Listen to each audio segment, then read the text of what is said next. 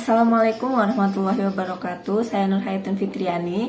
Saya akan menjelaskan tentang metode pembelajaran, yaitu pembelajaran digital learning. Era digital yang mendorong adanya industri 4.0 telah menyebabkan perubahan cara mengajar dan belajar yang dipengaruhi oleh kemajuan teknologi. Dan saat ini kita semua sedang menghadapi badai kesehatan dan ekonomi yang entah kapan berakhirnya. But show must go on.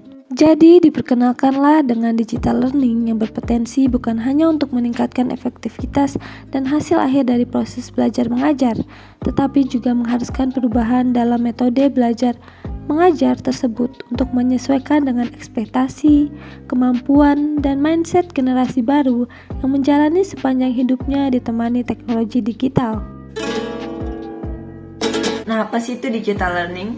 Digital learning merupakan istilah luas yang mencakup berbagai metode dan strategi dari pembelajaran tertentu yang menggunakan teknologi digital, atau campuran dari metode dan strategi pembelajaran tersebut. Yang selanjutnya ialah karakteristik dari digital learning. Yang pertama, memanfaatkan jasa teknologi elektronik. Pada saat ini, berbagai informasi di seluruh dunia dapat diakses dengan mudah dan cepat melalui kemajuan teknologi. Bahkan, anak-anak di usia muda pun sudah banyak yang mulai aktif menggunakan media elektronik, seperti handphone, lalu juga komputer atau bahkan laptop, serta dapat mengakses internet di berbagai alat elektronik tersebut. Alat elektronik tersebut digunakan sebagai media hiburan seperti bermain games oleh anak-anak. Kebiasaan tersebut memiliki dampak yang negatif, tetapi media elektronik tidak selalu berdampak negatif. Hal ini juga dapat memiliki dampak yang positif, tetapi tergantung dari penggunaan media tersebut. Jika kita bijak dalam menggunakannya, kita akan mendapatkan manfaat dari media tersebut. Karakteristik yang kedua yaitu memanfaatkan keunggulan komputer digital media dan komputer network. Nah, di sini saya akan jelaskan mengenai beberapa keunggulan dari komputer, diantaranya yaitu yang pertama sebagai sarana komunikasi, selanjutnya yaitu memudahkan pekerjaan saat ini yang sudah banyak pekerjaan bergantung pada penggunaan komputer, dan selanjutnya yaitu sebagai penunjang pendidikan. Karakteristik yang ketiga yaitu menggunakan bahan ajar yang bersifat mandiri atau yang disebut dengan self-learning material. Hal ini dapat diartikan bahwa pendidik tidak menjadi sumber utama dalam belajar, tetapi peserta didiklah yang menggunakan serta memanfaatkan sumber belajar itu untuk mengembangkan serta menunjang pembelajaran, yang dapat diartikan bahwa peserta didik dapat mengeksplor sendiri bahan pembelajaran.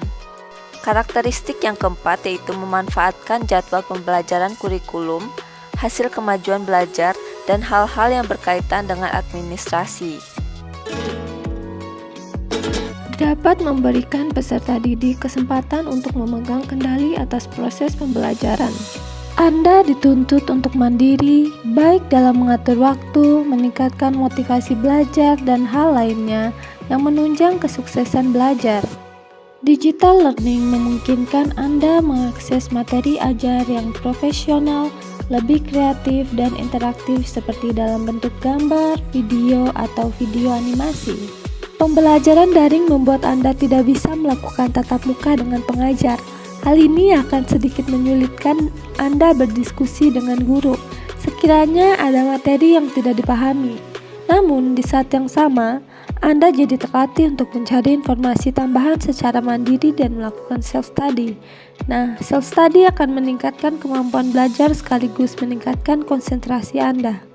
Pendekatan pembelajaran secara daring lebih sesuai untuk para milenial dibandingkan proses pembelajaran konservatif. Cara menyampaikan materi juga biasanya lebih santai dan informal. Pendekatan ini akan memudahkan Anda untuk menerima dan memahami materi yang diajarkan. Belajar online tidak mengharuskan Anda untuk mencatat semua materi dengan detail. Anda bisa menuliskan poin penting saja. Selain itu, Anda juga bisa merekam materi yang disampaikan dalam bentuk digital. Belajar dengan menggunakan teknologi teleconference memungkinkan Anda merekam sesi pembelajaran dan menangkap layar slide yang dianggap penting. Yang selanjutnya ialah kekurangan dari digital learning. Yang pertama yaitu kurangnya interaksi antara guru dan siswa atau antara siswa lainnya. Nah, kurangnya interaksi ini dapat dapat memperlambat terbentuknya values dalam proses belajar mengajar. Yang selanjutnya ialah kecenderungan untuk mengabaikan aspek akademik dan aspek sosial dan malah mendorong masuk aspek bisnis atau komersial. Yang ketiga ialah berubahnya peran guru yang sebelumnya guru hanya perlu menguasai pembelajaran konvensional, sekarang diharuskan untuk menguasai teknik pembelajaran yang melibatkan teknologi atau ICT.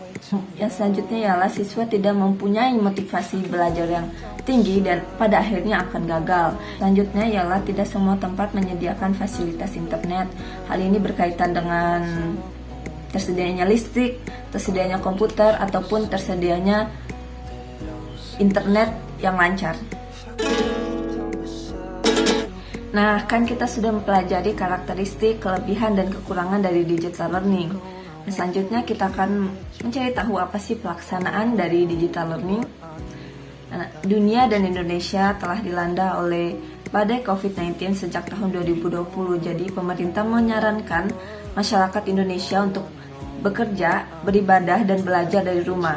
Nah, untuk belajarnya dalam masa pandemi ini kita dapat menerapkan digital learning ini dengan menggunakan seperti Ruang Guru, Genius, ataupun Zoom Conference, atau seorang pendidik bisa menggunakan Google Classroom dan Google Form untuk memberikan kuis dan lain-lain kepada para peserta didik.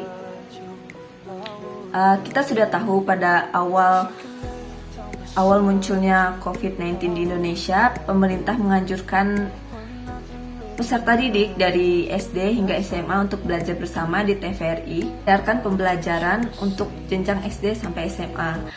Teman-teman, sekian dulu video singkat tadi saya tentang digital learning.